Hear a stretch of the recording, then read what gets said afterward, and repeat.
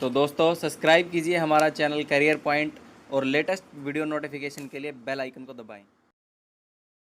Hello friends, कैसे हो आप सभी। करियर पॉइंट पे आप सभी का स्वागत है। मैं अंशुल आज आपके लिए लेकर आया हूँ फंडामेंटल राइट्स का पार्ट 6। तो आज हम पढ़ने वाले हैं राइट टू फ्रीडम में, जो एक तरह से आर्टिकल 22 से लेकर के 23 यानी कि 2 आर्टिकल हम आज कवर करने वाले हैं। तो हम आज, जैसे कि आपको पता होगा कि सीरीज में हम 2 से 3 आर्टिकल ही एक बार लेकर आ रहे हैं, एक जो लेक्चर है, क्योंकि जो आपको एक तरह से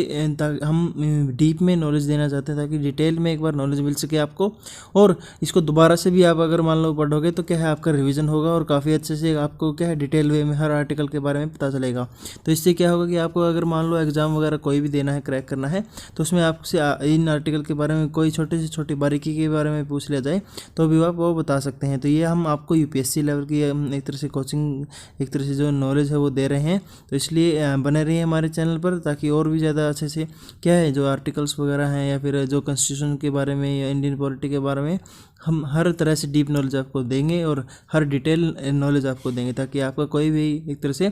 कोई भी पॉइंट आपका छूटने ना पाए। तो चलिए, अगर आप चैनल पर नए हैं, चैनल को सब्सक्राइब कर लीजिए और बेल आइकन को हिट कर लीजिए, ताकि हमारे चैनल से जुड़ी हुई सारी जानकारी आपको समय समय पर सबसे पहले मिलती रहे। तो चलिए आज का लेक्चर स्टार्ट करते हैं। तो सबसे पहले है आर्टिकल 22। आर्टिकल 22 क्या है, protection against arrest and detention, यानी कि गिरफ्तारी या हिरासत से क्या है, एक तरह से प्रोटेक्शन यानी संरक्षण है वो आर्टिकल 22 में देता है। तो आर्टिकल 22 ग्रांट करता है प्रोटेक्शन टू पर्सन वो आर अरेस्टेड एंड डिटेन्ड, यानी कि जिसको अरेस्ट किया गया है, गिरफ्तार किया गया है, या फिर हिरासत में लिया गया है। डिटेंशन का मतलब होता है हिरासत। तो हिरासत में जिसको लिया गया है, जिन व्यक्ति को, उनकी सुरक्षा कैसे हो सके, संरक्षण कैसे हो सके, कि भी उनके साथ कोई दुर्व्यवहार ना हो, उनके साथ कोई एक तरह से उनकी वहाँ पे क्या है ज़्यादा उसके साथ टॉर्चर वगैरह ना किया जाए। तो इस तरह से ख्याल रखने के लिए जो आर्टिकल 22 है वो बनाया गया है, ताकि जो भी गिरफ्तार किया गया है पर्सन, उसको उसके संरक्षण मिल सके, उसको एक तरह से प्रोटेक्शन मिल सके। तो नेक्स्ट कह रहा है, इसमें 2 प्रकार का होता है जो डिटेंशन है, वो दो तरह होता है। पुनिटिव डिटेंशन होता है एक इसमें क्या होता है कि जो दंडात्मक नज़रबंदी होती है। तो इसमें क्या होता है, is to punish a person for an offence committed by him after trial and conviction on a court, यानी कि क्या होता है कि पुनिटिव जो एक तरह से डिटेंशन होता है, हिरासत होती है, वो क्या है, उसके बाद अगर मान लो उसने कोई एक तरह से अपराध कर दिया है, तो अपराध के बाद अपराध उसने कमिट कर दिया और उसके बाद उसका ट्रायल वगैरह भी हो चुका है, कन्विक्शन हो चुका है, यानी कोर्ट ने उसको सज़ा भी दे दी है, तो उसके बाद जो डिटेंशन होगा, उसके बाद जो हिरासत होगी, उसको पुनिटिव डिटेंशन कहेंगे। यानी कि कोर्ट के मतलब उसने जो एक तरह से कर दिया, जो अपराध है वो कर दिया, उसके बाद कोर्ट में उसके ऊपर मुकदमा चला और उसके बाद सज़ा भी सुना दी कोर्ट ने। तो इन सब के बाद जब उसको हिरासत में रखा जाएगा, तो उसको कहेंगे दंडात्मक नज़रबंदी, यानी कि एक तरह से पुनिटिव डिटेंशन कहेंगे। नेक्स्ट क्या है, नेक्स्ट है प्रिवेंटिव डिटेंशन। प्रिवेंटिव डिटेंशन क्या होता है, which means detention of a person without trial and conviction by court, यानी कि मान लो किसी को गिरफ्तार कर लिया गया शक के आधार पर, या फिर उसके खिलाफ सबूत वगैरह थे, तो उसको गिरफ्तार कर लिया गया, लेकिन अभी तक उसको ट्रायल नहीं मिला है, कोर्ट में ट्रायल नहीं मिला है, यानी कि अदालत में किसी को पेश नहीं किया गया, उसके द्वारा दोषी ठहराया नहीं गया है। तो तब तक क्या है, मतलब जब तक उसकी पेशी वगैरह नहीं हो जाती कोर्ट में, तब तक उसको जो एक तरह से रखा जाएगा डिटेंशन में, उसको कहेंगे प्रिवेंटिव डिटेंशन। तो चलिए नेक्स्ट लेक्चर की तरफ, नेक्स्ट उसकी तरफ बढ़ते हैं। तो इस पर्पज़ का जो प्रिवेंटिव डिटेंशन है, उसका पर्पज़ क्या है, इसका पर्पज़ पनिश करना नहीं है किसी भी पर्सन को for a past offence, but to prevent him from committing an offence in the near future. तो क्या है कि इसका मतलब मकसद ये है कि अगर मान लो किसी को, पुलिस को या किसी को, सरकार को ये लगता है कि भाई ये लोग क्या है दंगे फसाद कर सकते हैं या फिर कोई अपराध कर सकते हैं, तो उनको प्रिवेंटिव डिटेंशन में रखा जाता है। इसका मकसद उसको एक तरह से क्या है, उनको पनिश करना नहीं है, उनको दंडित करना नहीं है, बल्कि क्या है कि मतलब उनको कोई फ्यूचर में वो कोई अपराध ना करें, तो इस चीज़ से पनिश करना, प्रिवेंट करना, इसके चीज़ से रोकना है। तो यानी कि उसके भविष्य में कोई अपराध करने से रोकने को क्या है, प्रिवेंटिव डिटेंशन कहते हैं। तो this preventive detention is only A precautionary major and based on suspicion. तो ये क्या है कि सिर्फ एक ये क्या है, शक के आधार पर इनको प्रिवेंटिव डिटेंशन में रखा जाता है, और इसका कोई ये प्रिकॉशनरी मेजर नहीं, एक तरह से एहतियात रखने के लिए, जैसे आपको कहते हैं कि precaution is better than cure, तो उस तरह से जो प्रिकॉशन है, प्रिकॉशन के तौर पर, एक तरह से एहतियात के तौर पर उनको रखा जाता है, ताकि जो फ्यूचर में वो क्या है कोई क्राइम वगैरह ना कमिट करें, और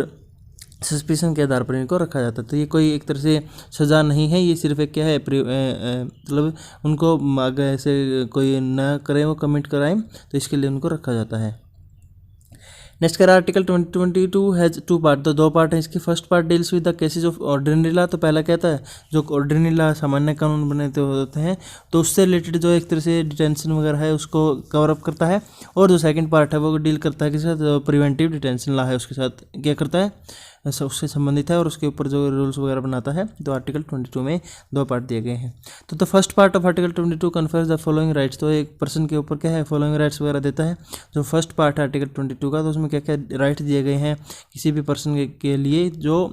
इज अरेस्टेड और डिटेंड अंडर ऑर्डिनरी लॉ। तो ऑर्डिनरी लॉ यानी कि पुनिटिव जो डिटेंशन है उसके अंडर जिसको रखा गया है, यानी कि दंडात्मक जो एक तरह से क्या है दंडात्मक रूप से उसको डिटेंशन में रखा गया है, हिरासत में रखा गया है। तो इसमें क्या क्या दिए गए हैं, right to inform of the ground of arrest, कि भी उसको किस बेस पे किस आधार पर उसको गिरफ्तार किया गया है उसके बारे में उसको बताया जाना चाहिए, इसको सूचित किया जाना चाहिए। सेकंड है right to consult and be defended by legal practitioner, यानी उसको एक तरह से उसको अपना वकील चुनने की, उससे परामर्श वगैरह करने की, यानी लीगल प्रैक्टिशनर है जो वकील है जो उससे बात करने की और उससे वो अपने आप को अपने लिए जो मतलब अपनी सेफ्टी के लिए अपने खिलाफ जो केस वगैरह चल रहा है उसमें अपना केस लड़ने के लिए किसी लीगल प्रैक्टिशनर की जो एक तरह से सहायता है वो प्रदान करने के लिए कोई रोक नहीं सकता उसको। तो वो कानूनी चिकित्सक द्वारा क्या है परामर्श और बचाव का अधिकार उसको पास है, उसको रखता है। Next right to be produced before the magistrate within 24 hours excluding the journey hours, यानी कि जो जर्नी आवर्स है यानी कि जो मान लो कहीं से गिरफ्तार किया गया और वहाँ से लेकर के जो मजिस्ट्रेट है ड्यूटी मजिस्ट्रेट है वहाँ तक ले जाने में जो टाइम लगा है उसको टाइम को छोड़ करके, यानी कि जो ट्रैवलिंग टाइम है जो जर्नी टाइम है उसको छोड़ करके जो मतलब उसके क्राइम होने से पहले या फिर उसको गिरफ्तार करने से पहले 24 घंटे के अंदर अंदर उसको क्या है मजिस्ट्रेट के सामने से पेश किया जाना चाहिए। ये उसका राइट है कि भी उससे ज़्यादा उसके पास क्या है उसको ज़्यादा हिरासत में नहीं रखना चाहिए। 24 घंटे के अंदर अंदर उसको गिरफ्तार करने के बाद जो मजिस्ट्रेट है उसके सामने पेश किया जाना चाहिए। नेक्स्ट है right to be release after 24 hours unless the magistrate authorise further detention, कि यह है कि मतलब अगर मजिस्ट्रेट ने कोई ऐसा नहीं कहा कि इसको एक दिन 2 दिन और हिरासत में रखो, तो अगर वो मजिस्ट्रेट ने कह दिया कि भी इसको हिरासत में नहीं रख सकते आप, इसका काम खत्म हो गया है, इसका जो पूछताछ वगैरह थी, तो उसको क्या है 24 घंटे के वो मजिस्ट्रेट के ऑर्डर के बाद 24 घंटे के अंदर अंदर उसको क्या है रिलीज कर दिया जाना चाहिए, उसको छोड़ दिया जाना चाहिए। Next these safeguards are not available to an alien or a person arrested or detained under the preventive detention law. तो क्या है जो प्रिवेंटिव डिटेंशन लॉ है यानी कि जो दंडात्मक एक तरह से जो एक तरह से सुरक्षात्मक के तौर पर क्या है जिसको रखा गया है प्रिवेंशन के तौर पर डिटेंशन पर उसको, और कोई भी पर्सन है जो एलियन है यानी कि दूसरे देश से है या फिर कोई भी पर्सन जिसको डिटेन रखा गया है प्रिवेंटिव डिटेंशन के अंडर, तो उसके लिए ये जो सेफ गार्ड वगैरह है कि भी उसको 24 घंटे के अंदर पेश किया जाना चाहिए, मजिस्ट्रेट के कहने के बाद उसको 24 घंटे के अंदर अंदर छोड़ देना चाहिए। तो इस तरह के जो सेफ गार्ड है प्रिवेंशन डिटेंशन लॉ के अंडर जो पर्सन रखा गया है और या फिर कोई एलियन पर्सन यानी कि इंडिया का सिटीजन नहीं है उसके लिए ये जो सेफ गार्ड्स वगैरह हैं ये सुरक्षात्मक जो उपाय हैं उसके लिए नहीं है। नेक्स्ट इसमें क्या कह रहा है जो सेकंड पार्ट क्या है जो ये प्रोटेक्शन करता है पर्सन का, वो arrested or detained under preventive detention law. तो जिसको प्रिवेंटिव डिटेंशन लॉ पहला क्या था पुनिटिव डिटेंशन लॉ के अंडर जिसको रखा गया है उसके लिए जो सेफगार्ड्स वगैरह थे एक तरह से प्रोटेक्शन के लिए वो दिए गए थे राइट्स वगैरह, और अभी किसमें दिए गए हैं प्रिवेंटिव डिटेंशन लॉ यानी एक तरह से जो संरक्षण प्रदान करने के लिए दिए गए हैं निवारक निरोधन कानून के तहत गिरफ्तार जो भी लोग हैं उनके लिए। तो इसमें क्या दिए गए हैं detention of person can not exceed 3 months unless an advisory board reports sufficient causes for extension division, यानी कि जो डिटेंशन है एक तरह से उनको रखा गया है जो गिरफ्तार करके हिरासत में, तो उसको ज़्यादा से ज़्यादा क्या है 3 मंथ तक क्या है उसको एक्सीड किया जा सकता है। और उससे ज़्यादा कब एक्सीड किया जाता है जब जो एडवाइजरी बोर्ड है उसको कोई एक तरह से सफिशिएंट उसके पास कारण हो, उसके पास सबूत वगैरह हो कि भी इसको रखने से क्या है ज़्यादा टाइम रखने से इसको हमारा जो पब्लिक इंटरेस्ट में भला होगा, तो उसको रखने के लिए क्या है कुछ ना कुछ क्या है उनके पास सफिशिएंट कॉज होना चाहिए, कुछ ना कुछ कारण होना चाहिए। The board is to consist of जजेस ऑफ हाई कोर्ट, तो क्या है कि जो एक तरह से जो बोर्ड होगा एडवाइजरी बोर्ड होगा जो ये तय करेगा कि इसको डिटेंशन में रखना है नहीं रखना है, उसमें क्या होंगे जो एक तरह से सुप्रीम जो हाई कोर्ट के क्या होंगे जजेस होंगे उसमें सभी के सभी, और उससे नीचे वाला कोई भी पर्सन नहीं होगा, तो कम से कम उसमें हाई कोर्ट के जजेस तो होने चाहिए सभी। नेक्स्ट कह रहा है कि the ground of detention should be communicated to the detenu, तो जिसको डिटेन्यू में रखा गया है यानी कि डिटेंशन में रखा गया है हिरासत में रखा गया है उसको बताया जाना चाहिए कि उसको क्यों रखा गया है और उसका कारण क्या है कि उसको मतलब वहाँ से उसको डिटेंशन में रखना हिरासत में रखने का कारण क्या है उसको बताया जाना चाहिए। However the facts consider to be against the public interest need to not be disclose. मतलब पब्लिक इंटरेस्ट में, यानी कि जो एक तरह से जनता के लिए जो एक तरह से रखा गया है उसको, मतलब जनहित में जितने भी क्या है कारण है, कोई कारण है कि जनहित की वजह से इसको रखा गया है कि भी इसकी वजह से कोई दंगे फसाद फैल सकते हैं, तो वो कारण वो सरकार क्या है जो एक तरह से नहीं बताएगी तो भी चलेगा, क्योंकि उनका खुलासा नहीं हो सकता, क्योंकि वो क्या है पब्लिक इंटरेस्ट में है। तो जो फैक्ट है जो पब्लिक इंटरेस्ट में है वो उनको डिस्क्लोज करना ज़रूरी नहीं है, नीड नॉट बी डिस्क्लोज्ड। डिटेन्यू, तो डिटेन्यू क्या होता है? डिटेन्यू होता है जो इसको डिटेंशन में रखा गया है, तो जो एक तरह से उसको डिटेंशन बंदी है जो एक तरह से उसको क्या है, वो should be afforded an opportunity to make a representative against the detention order. तो क्या है कि मतलब उसके खिलाफ क्या है प्रतिनिधित्व करने का एक अवसर उसको दे देना चाहिए, यानी कि उसको क्या है कि जो एक तरह से लीगल प्रैक्टिशनर वगैरह की हेल्प जो है वो मिलनी चाहिए कि भी वो अपना पक्ष रख सके और अपने क्या है प्रतिनिधित्व रखने का अवसर उसको दिया जाना चाहिए। This protection is available to both citizen as well as alien. तो क्या है जो एक तरह से पुनिटिव डिटेंशन था वो सिर्फ जो सिटीजन्स थे इंडिया के उसको मिला गया था, और जो एक तरह से प्रिवेंटिव डिटेंशन है इसके खिलाफ जो प्रोटेक्शन वगैरह दी गई हैं, 3 प्रोटेक्शन दी गई हैं, तो ये है कि जो सिटीजन्स के लिए भी और जो एलियंस हैं यानी कि दूसरे देश के लोग नागरिक हैं उनके लिए भी अवेलेबल है।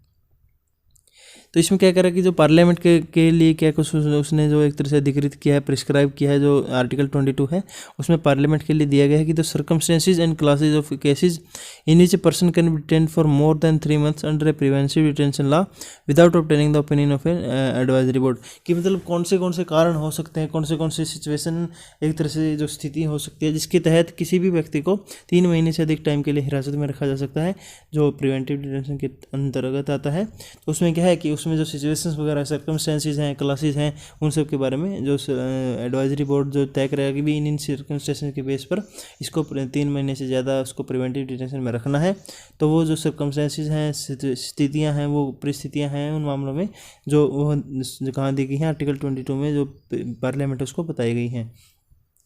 Next the maximum period for which a person can be detain in any classes of cases under preventive detention law. तो कितना मैक्सिमम, भाई 3 महीने तो इन्होंने कह दिया कि मैक्सिमम है। उसके बाद इन्होंने कह दिया भी कुछ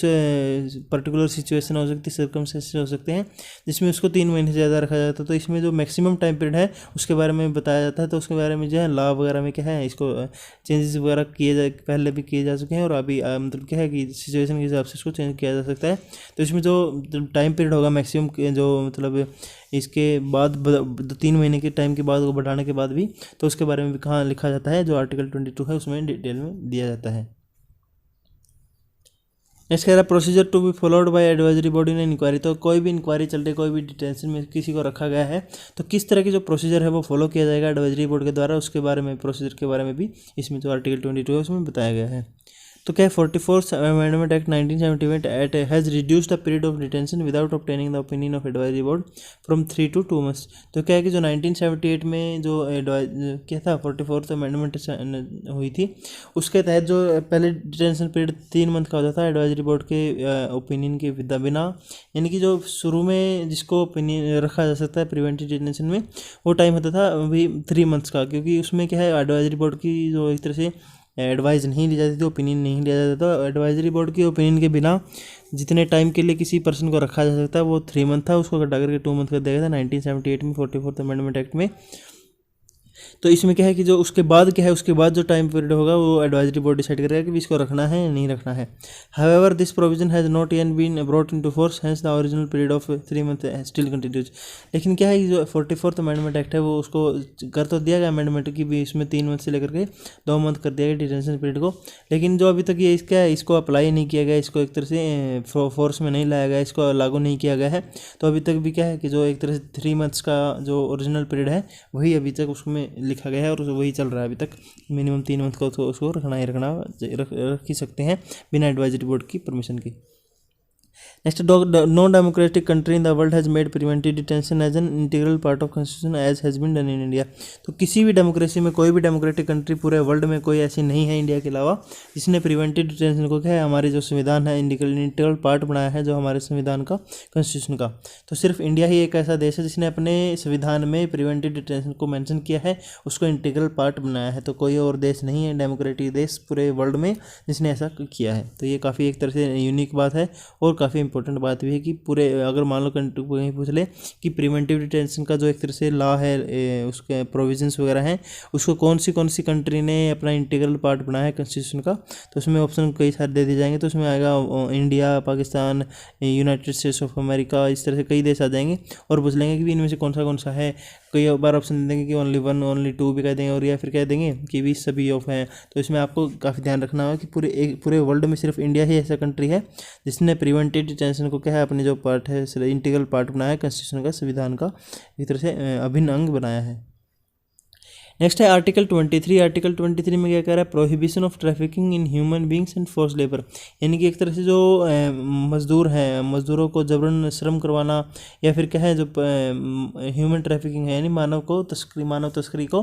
बंद करने के लिए क्या है, प्रोहिबिशन के लिए उसके ऊपर प्रतिबंध लगाने के लिए आर्टिकल 23 जोड़ा गया था हमारे संविधान में। तो इसमें क्या कह रहा है कि ये किस चीज़ को प्रोहिबिट करता रोकता है, ट्रैफिकिंग इन ह्यूमन बींग यानी कि मानव में यातायात यानी कि मानव जो तस्करी है उसको रोकता है, और जो भिखारी है, जबरन श्रम है, बेगार है, यहाँ पे भिखारी नहीं है, बेगार है, बेगार का मतलब होगा फोर्स लेबर यानी कि धक्के से मजबूर करके उसको लेबर करवाना है, इसको क्या है उससे मजदूरी करवाना और बिना किसी पैसे के सिर्फ मजदूरी को करवाना फोर्स करके उसको क्या है, या फिर और भी इसके जितने भी पार्ट होते हैं जैसे बंधुआ मजदूरी होगी, बॉन्डेड लेबर्स, तो उसको क्या है बॉन्डेड लेबर होगी या फिर फोर्स लेबर होगी, तो ये सभी क्या है एक कैटेगरी में आते हैं। तो इन सभी के खिलाफ क्या है प्रोविजन वगैरह लगाया गया है आर्टिकल 23 में।